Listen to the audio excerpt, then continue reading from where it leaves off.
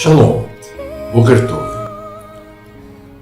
Eu, depois de ter deitado, devo ter dormido umas 2 horas e acordei falando. Uma coisa de 20 minutos. Agora são 6 horas e 13 minutos desta manhã do 5º dia de trabalho. Sábado pagão, né, gregoriano. E estou aqui já falando, né? Foi interessante porque eu acordei falando, mas mesmo enquanto eu ainda estava, acredito que entre o sono profundo, né, que é quando nós sonhamos, e já próximo do consciente, eu falei algumas coisas, bastante coisas, as quais eu me lembro de cor, que deram assim sabe, foi como se tivesse dado a partida em mim. Eu me levantei, me vesti, passei uma água no rosto, né? Tô tomando o último cafezinho que sobrou de ontem, dessa madrugada.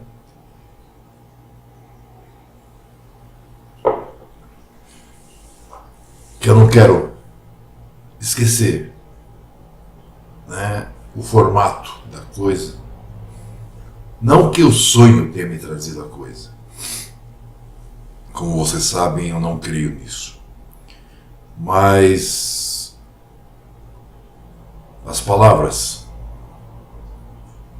ao me levantar, elas ressonaram dentro da minha cabeça e me mostraram que talvez, fazendo algo bem simples, aqueles que já têm um certo conhecimento poderão ter mais entendimento de como funciona. Peço ao Pai, que me mostrou isso agora, a ajuda de seu Santo Espírito para que eu possa passar exatamente aquilo que eu compreendi. Em nome da Yahushua, que assim seja. Observem, meus irmãos, nós vivemos todos os dias falando do reino, aguardando um reino. Falamos todos os dias que esse reino será regido durante 1000 anos por aquele que passou aqui, nasceu aqui na Terra. Foi um grande profeta, ensinou muita gente. Morreu, ressuscitou, tornando-se assim merecedor por ter sido o único homem a cumprir a lei de nosso Pai,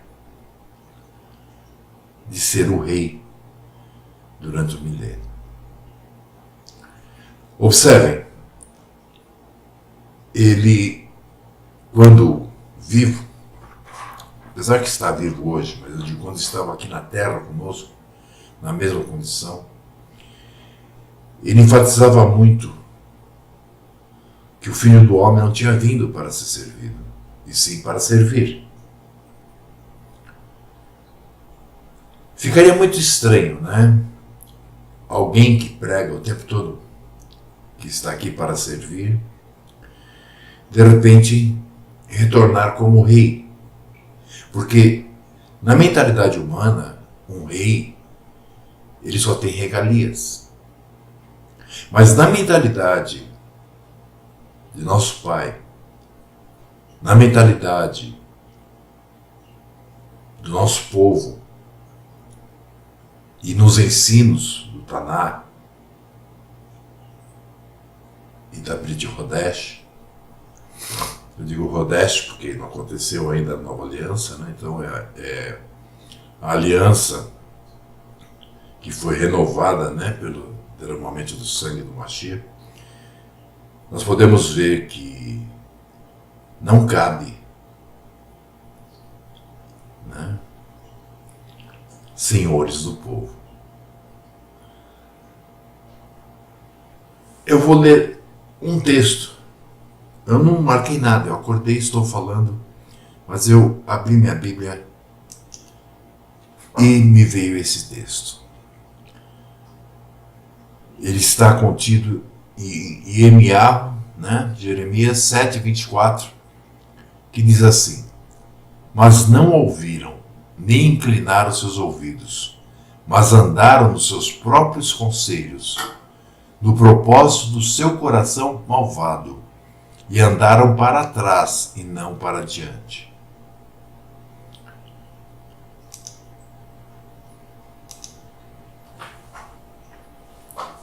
Vamos voltar lá atrás. O pai criou o casal para que esse casal procriasse e vivesse em paz no paraíso.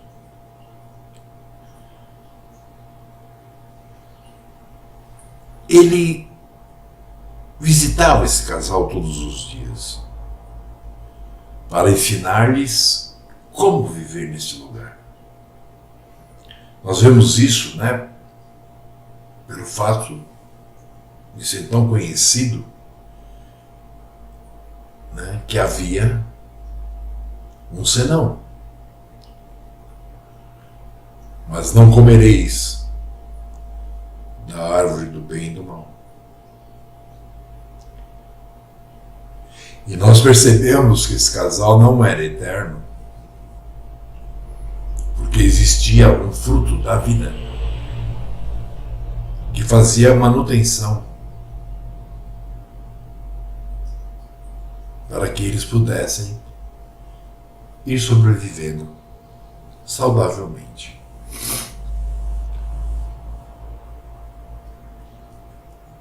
Bom, aí o casal tal, isso tudo, né, é o plano do nosso pai, nós sabemos disso, nós tínhamos que passar por tudo isso para podermos voltar da forma que ele deseja que sejamos, e não da forma que nós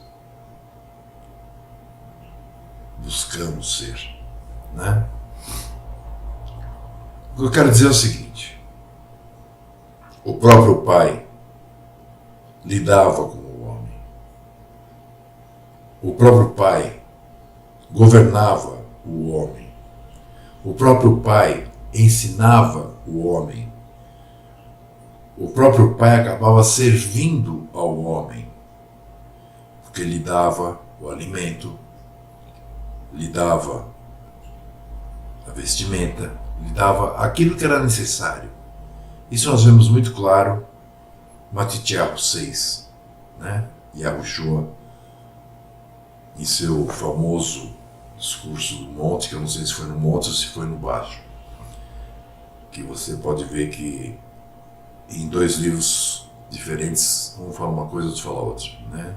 Um diz que subindo a montanha falou ao povo, outro diz descendo da montanha falou ao povo. Mas não importa, não é para isso que eu estou aqui. Observem. Nós lemos a palavra, vamos usar o Mashiach, porque já que ele é o nosso exemplo, é a ele que nós devemos imitar.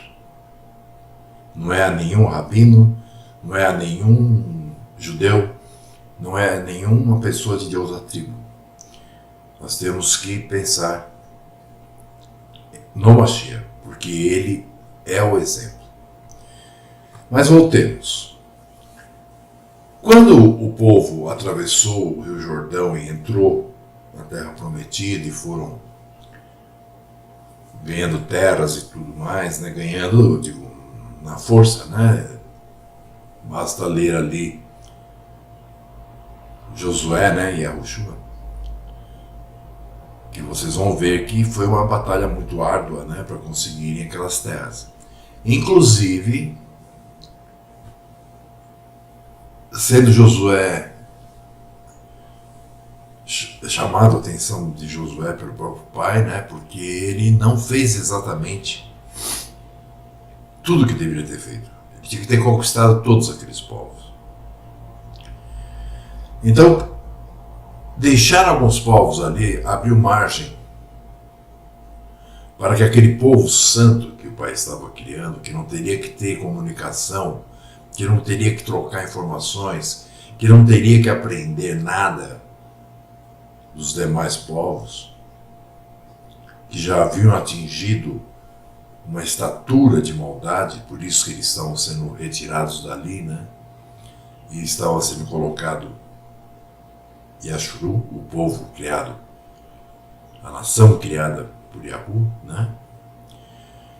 Justamente para que eles não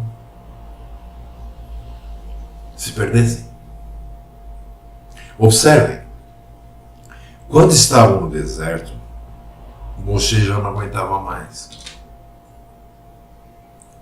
E o sogro dele lhe dá uma ideia, a qual ele apresenta ao pai, e o pai entende que, né? Então ele coloca 1 sobre 10, 1 sobre 10 grupos de 10, e assim por diante. Porque era uma tarefa praticamente impossível, né? Uma pessoa sozinha tentando ensinar, tentando manter a paz, tentando manter tudo para milhões de pessoas. Então, nisso também foi separado, né, a tribo de Levi, para que fosse uma tribo que servisse diretamente a Yahu nos serviços do templo, os sacrifícios, enfim. Nós não estamos aqui para aprender o que é um levita. Eu acredito que você que esteja me ouvindo sabe bem do que eu estou falando.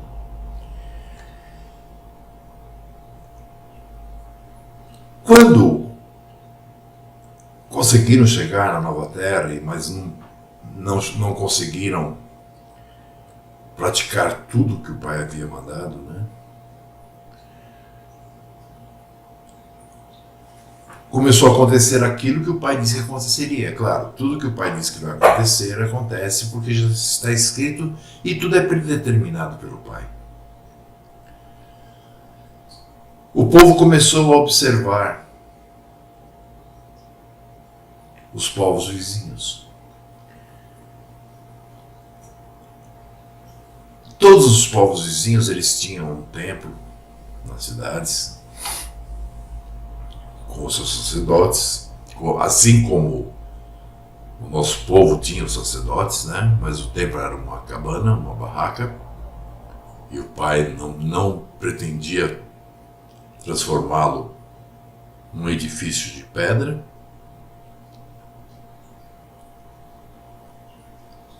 Mas esses países, esses povos que viviam em volta, eles tinham sempre um imperador, um ditador, né? E o nosso povo começou a observar, né, aquela pompa da família real, do castelo, do rei, da rainha, dos príncipes e por aí vai. E nós vemos que o próprio Davi pede, né? Antes de Davi, nós vemos o povo pedindo a Yahu um rei humano.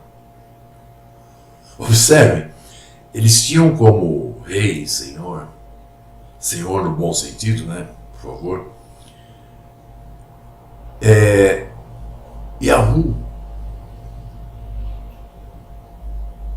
Em troca, eles teriam que lhe ser fiel e teriam que cumprir com a sua lei, os seus desígnios, e eles seriam abençoadíssimos, não é isso? Mas eles vendo os povos pagãos, de gentios, né, em volta, eles pediram ao pai um rei. É claro que tudo isso também fazendo parte de um plano. O pai não modifica nada. As coisas têm que ser como são para chegar no ponto em que hoje está e que vai ficar pior ainda até o final do ano. Então, pediram um rei, um homem sobre eles. E lhes foi dado Saul. Por que o pai não queria um rei sobre eles? Porque o pai conhecia o homem e sabia que dando poder a um homem, ele se perde. Tanto que se diz, quer conhecer uma pessoa, dê poder a ela. Não é isso?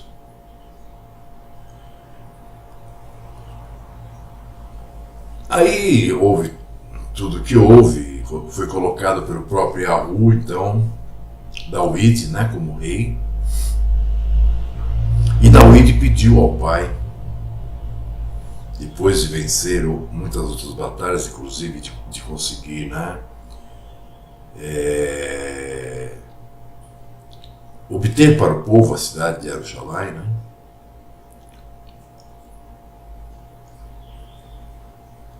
pediu ao pai se ele podia construir um templo.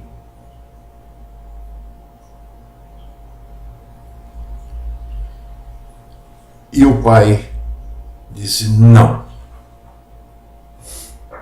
Ele disse, mas eu gostaria de fazer um lugar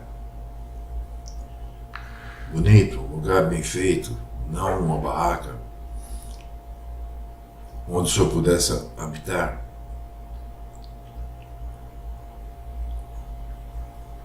Aí o pai disse, teu filho fará, pois tua mão está suja de sangue. Porque David era além de ele foi além de um rei, ele foi um grande guerreiro, ele matou muita gente. E cometeu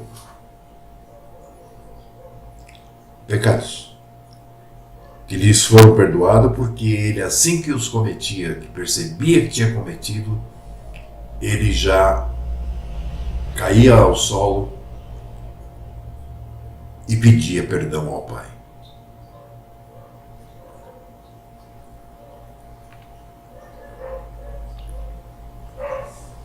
Ele foi perdoado, mas ele pagou o preço. Na família dele só correu sangue. Nós sabemos a história. Depois dele, nós temos Salomão. Esse, então, construiu o templo e foi um grande ditador. Nós vemos que o governo dele foi tão ditatorial, né, que acabou, quando ele faleceu e o filho dele entrou no lugar, acabou separando, né, a nação em duas. Bom, onde eu quero chegar?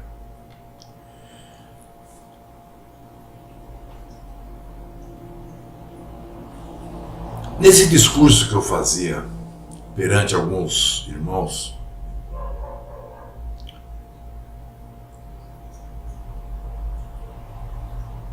que se iniciou porque, como diz, né, Eliane, né, eu prego até dormindo, né, e se iniciou porque havia um programa, um estudo, que participavam algumas pessoas, como já houve na realidade. Várias tentativas disso. E nesse programa existiam certas pessoas que sempre estavam presentes. E uma pessoa dessas que sempre estava presente é que veio com uma conversa, porque num dia eu e alguns outros que sempre participavam não pudemos participar, e essa pessoa participou com um outro.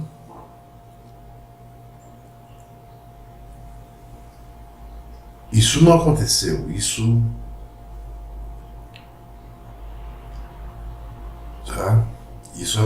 foi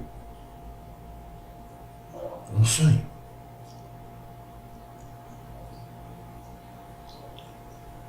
E aí, conversando com essa pessoa que tinha feito o programa por nós, inclusive essa pessoa nem participava, mas participou com mais uma outra pessoa que já fazia parte do grupo. E eu disse, legal, né? Eu até lhe convido se você quiser fazer parte do grupo, né? E a questão aí começou da seguinte forma. Mas tem que ser algo democrático. Eu falei, meu irmão, nós temos que ensinar a palavra. A democracia, além de criada por homens, gera corrupção, gera competição. Além, claro, de ser uma panela onde se está fazendo um molho, por exemplo, para uma macarronada, e várias pessoas vão acrescentando tempero, sal. Ah não, falta mais um pouquinho disso. Ah, eu vou colocar também isso aqui. Com certeza não ficará muito agradável, né, o paladar. E é o que acontece com a democracia. O nome até diz, né? Democracia.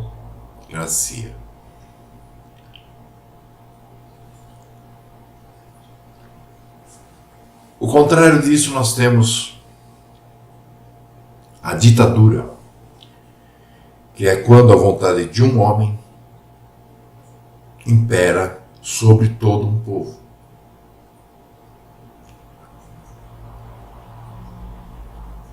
Onde ocorre novamente a mesma coisa. Nós podemos ver aí, por exemplo, o presidente da Coreia do Norte, que se diz vir de uma família de deuses, porque sempre houve um homem daquela família que governasse ali e tido como um deus. Então também a ditadura não funciona. O comunismo parece muito bonito, mas ele é injusto. Se vocês verem, por exemplo, o caso da Venezuela hoje, a forma que eles querem fazer a nova Constituição é totalmente injusta, né? Porque a palavra diz que sempre existirão pobres. O que significa que também sempre existirão pessoas com mais posses. Se você trabalha, você constrói sua casa, você acaba conseguindo construir uma segunda casa, mesmo que seja para veraneio na praia, de repente o governo simplesmente pega e diz, escolhe em qual casa você vai ficar, que é a outra nós vamos dar para uma família que não tem a casa. Isso não é justiça. Nós observamos na palavra, né, que nós temos, por exemplo,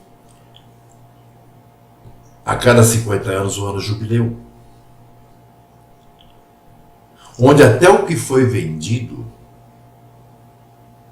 o que foi alugado, retorna ao dono, né? Até o escravo é liberto. Então você tirar das mãos dos donos as coisas para distribuir por todos. E observe, um grupinho se junta para fazer isso, e esse grupinho, ao invés de ter uma casinha, ele vai começar a enriquecer. Nós vimos isso acontecer na Rússia, em Cuba, né, e em todos os lugares onde se utilizou do comunismo. Então também não é a forma. Então, democraticamente não funciona, ditatorialmente não funciona e o comunismo não funciona. O que a palavra nos ensina é o imperialismo, não é isso? Mas o Mashiach disse que o maior de todos é aquele que serve. Isso não significa dizer que não exista hierarquia.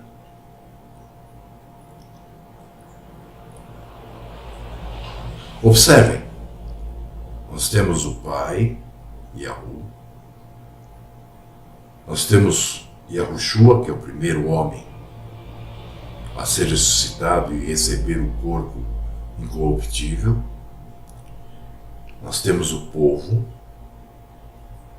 e sempre, leia o Taná inteirinho, vocês vão ver que tinha os sacerdotes para prestarem serviço no templo em função do povo. Então, na verdade, eles não eram seres superiores que mandavam no povo. Eles eram seres que trabalhavam, né, para a intercessão do povo. Eles, inclusive, não tinham nem sequer um pedaço de terra. Lhes era cedido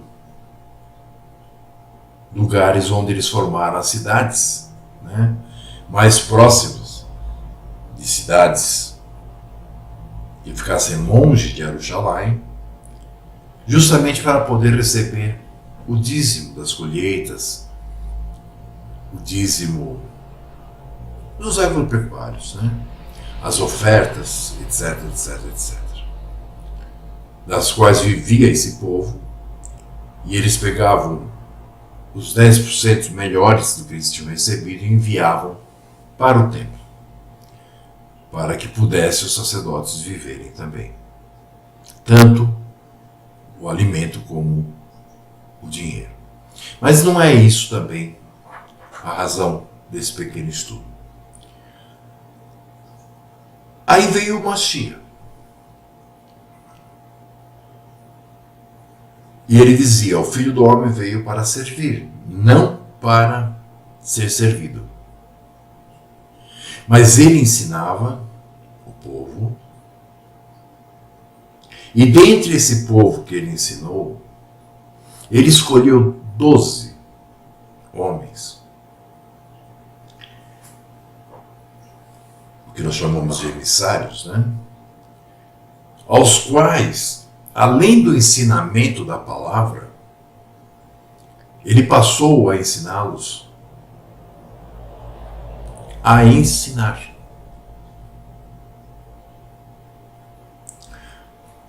Então veja, ele era a cabeça,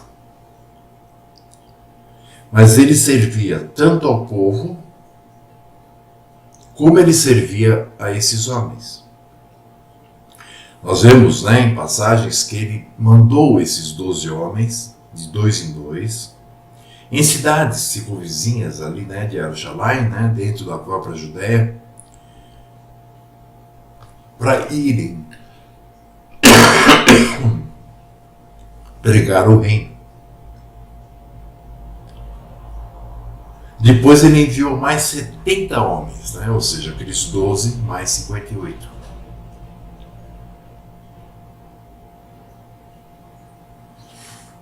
Nós podemos observar que, após sua morte, Esses homens, esses 11, né, porque um o traiu e se matou, se jogou do penhasco, né? Esses 11 homens, eles então tiveram a incumbência que tinha uma Mashiach. Mas isso não os fazia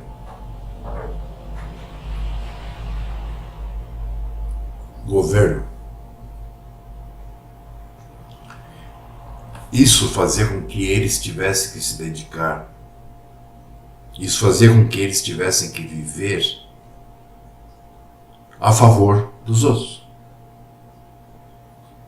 E por favor dos outros. Eles tinham que ensinar o povo a como viver a nação de Ashuru, assim como eles tinham, dentre aquele povo, sempre escolhiam alguns homens que eles enviavam para que fizessem a mesma coisa. E assim foi. Até tudo desgringou lá, até o helenismo entrar no meio, o romanismo, o catolicismo, a criação de um Jesus Cristo e por aí adiante, né? Aí a coisa passou a ser diferente, né? Observemos, né, que existiam os sacerdotes antes do Mashiach nascer, né, que cuidavam do templo. E o Pai mandava os seus santos profetas para chamar a atenção e ensinar o correto, tentar desviar o curso, né, que os homens estavam tomando erroneamente, para poderem seguir pelo caminho. Esses homens, né, eram encarregados, esses enviados, esses emissários, eles eram encarregados de ensinar o povo, eles eram encarregados de ensinar outros a ensinarem o povo. Nós sabemos que Eliarro montou até uma escola de profetas. Mas nem por isso ele era o chefão da escola. Ele estava servindo aquelas pessoas para que elas pudessem servir outras pessoas. Mas como nós estamos no imperialismo, sempre existe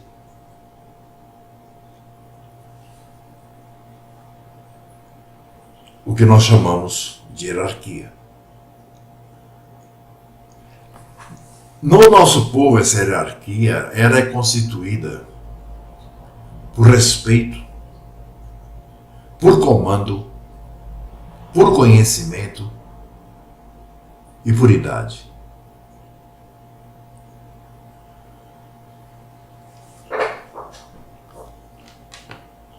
Nós estamos próximos, no limiar do retorno do Mashiach.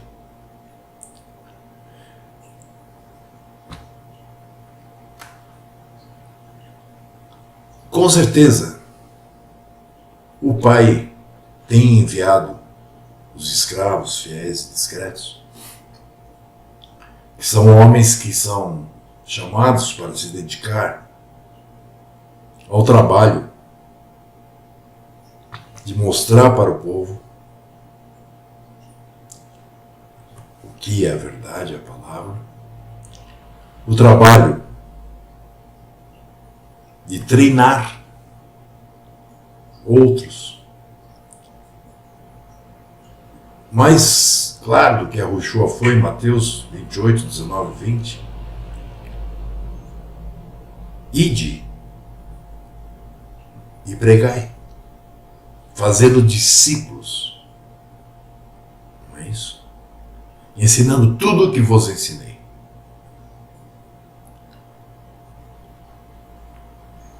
Se não existir essa forma se cada um falar o que bem entender, como estamos vendo hoje, é Babel, né? Inclusive o símbolo de Babel é quando o pai fez com que quase que cada um falasse numa língua, para que eles não se entendessem e não andassem juntos. Como diz o verso, né? Se dois não crerem da mesma forma, andarão juntos.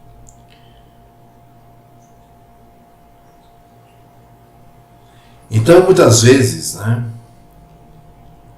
Por exemplo, aqueles profetas chegavam ao rei, que era o mandatário do nosso povo, chegavam a ele e diziam: você está errado nisso, naquilo, tem que mudar aquilo, tem que mudar aquilo. Por isso, a grande maioria dos profetas foram mortos, como diz o próprio Mashiach. Vossos pais mataram vossos profetas. E mataram até a ele, né? Tudo bem que tudo isso fazendo parte de um plano. Então nós temos que entender que se não houver respeito, se não houver ordem, não é de nosso pai. Porque o nosso pai é um Hu de ordem, de justiça. Nosso pai é o Hu que quer ver a sua casa unida. E é isso que o Mashiach iniciou no primeiro século, né? Como ele mesmo disse, eu não vim senão para unir as casas, ou seja, as duas casas, né? As ovelhas perdidas de Ashuru, que é o que está para ocorrer, já está começando. Mas é claro,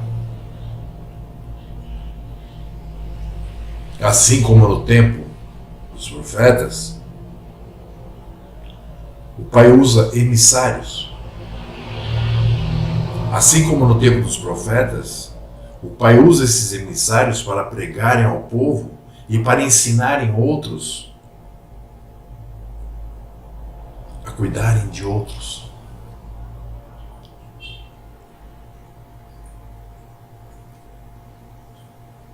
Se formos achar que a democracia é o que vale nesse caminho, vai cada um para um lado.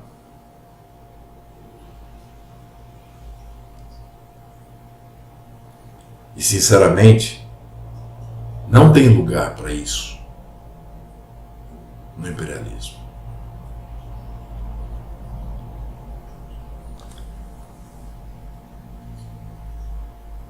Tem que haver comando, tem que haver aqueles que se alimentam, que aprendem, e esse comando tem que ensinar outros, assim como fez Shaul, enviando Tito, enviando Timóteo, para colocar a ordem nas coisas, não foi isso?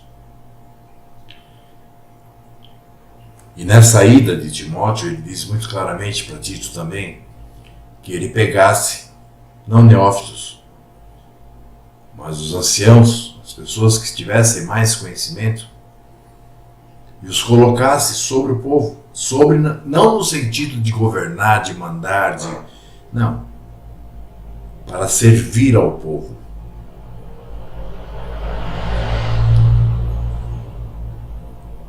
Se não existir isso,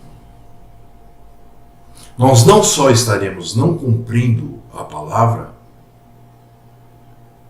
como não estaremos sendo o povo. Porque justamente o povo verdadeiro se destaca dos demais pela sua santidade. E a Yahushua vem como rei. Agora vocês acham que ele vai ficar no trono sentado, recebendo manjares? Não, está escrito que ele virá para governar com vara de ferro. E esse governar com vara de ferro é porque ele vem para ensinar a nós como nós vamos estar trabalhando com o resto da humanidade que permanecer viva. A humanidade gentílica das nações. E com certeza ele vai ter 1000 anos de muita dor de cabeça. Não vão ser. A paz não vai ser agora. Primeiro, tudo tem que ser restaurado.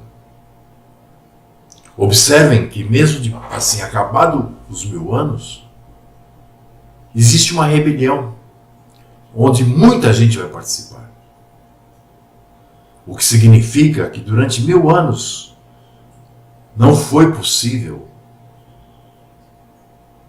domesticar a todos, fazer com que todos entendessem a verdade, porque ainda existiam aqueles que não faziam parte do povo. Aqueles que não tinham sido ressurretos, nem tinham sido transformados na chegada do Mashiach para iniciar o governo. Dentre esses que vão ter filhos e tudo, iriam gerar ainda pessoas que seriam contra esse governo. Nós vemos, por exemplo, que diz que o país que não subir para participar, da festa das cabanas, será punido, não irá chover naquele país. O que significa que existirão países que serão contrários a tudo isso. O que significa que existirá guerra nessa regeneração. Porque o ímpio vai ser extirpado. Sendo que a última, o último inimigo, que é a morte, será extirpada por último. É a última coisa que acontece. E aí então nós teremos a terra renovada, regenerada, o céu sem poluição, então novos céus e nova terra. E aí então um ser perfeito como nosso Pai irá poder viver e coabitar conosco. E aí o Mashiach lhe devolve o poder que lhe foi dado como rei, e o Pai se torna tudo em todos. Eu espero que vocês tenham entendido, tá? Porque se isso não existir, nós estamos brincando de religião. Estamos brincando de igreja.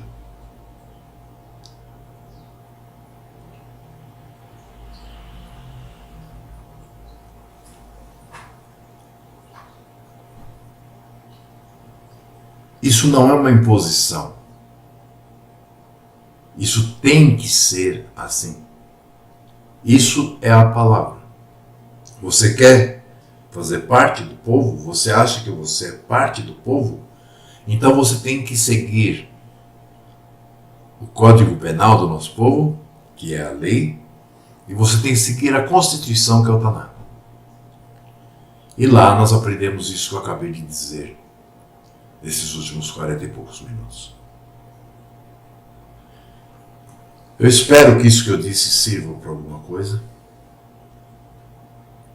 Espero que seja entendido. E aquele que não entender também, para mim é igual. Sinceramente, para mim é igual. Porque a minha tarefa é fazer o que eu estou fazendo. Se você não cumpre, aí é um problema seu. Você vai saber com o Pai.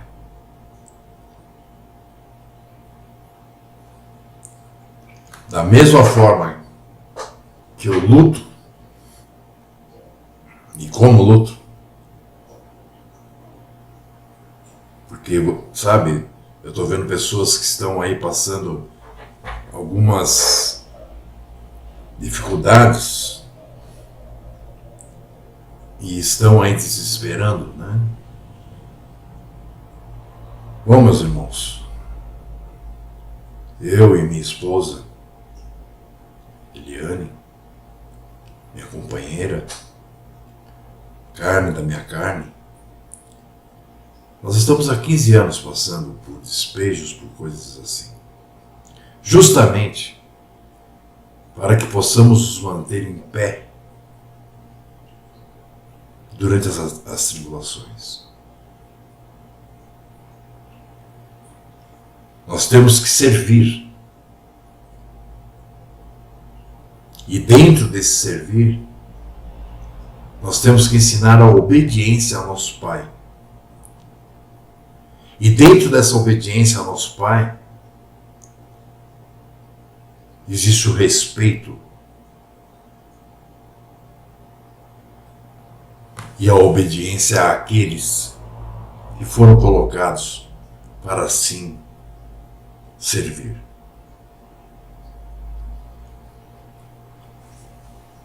Eu desejo um ótimo quinto dia de trabalho. Eu espero que o recado tenha sido dado. Sinceramente, eu já ouvi de alguns irmãos: você tem muito pouca gente, você tem quase 5.000 pessoas no Facebook, mas você tem pouca gente que o segue. Meus irmãos, se eu estivesse aqui para fazer uma grande religião, eu já tive em locais onde eu poderia ter feito isso. Mas eu não fui chamado para enganar. Eu não fui chamado para me engrandecer. Eu fui chamado para ensinar a verdade. Leiam Atos no capítulo 1, um pouco antes, né? Ali onde Pedro, lembre-se que todos aqueles que eram seguidores verdadeiros do Mashiach, foi-lhes dada a ordem. Veja, o Mashiach deu a ordem de que eles não saíssem de Jerusalém até que o Pai enviasse o Espírito, que os faria entender o que eles aprenderam. E ali vocês vão ver que a multidão que foi reunida para escolher o 12º emissário era de 120 pessoas.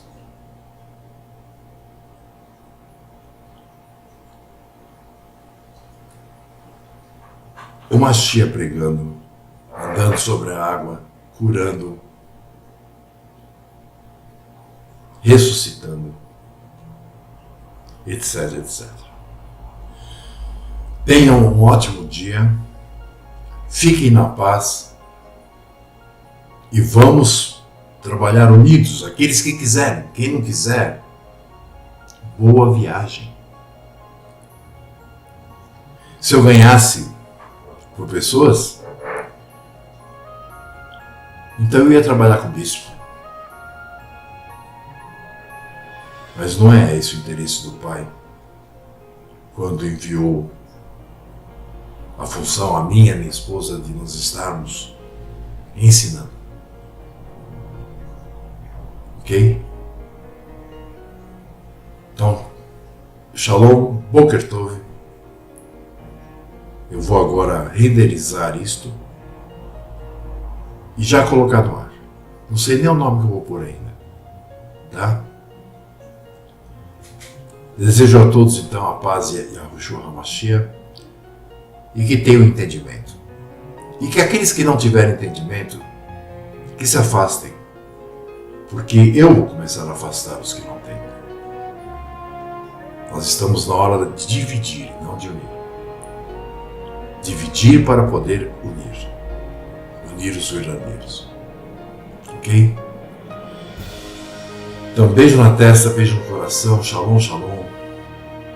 Fui.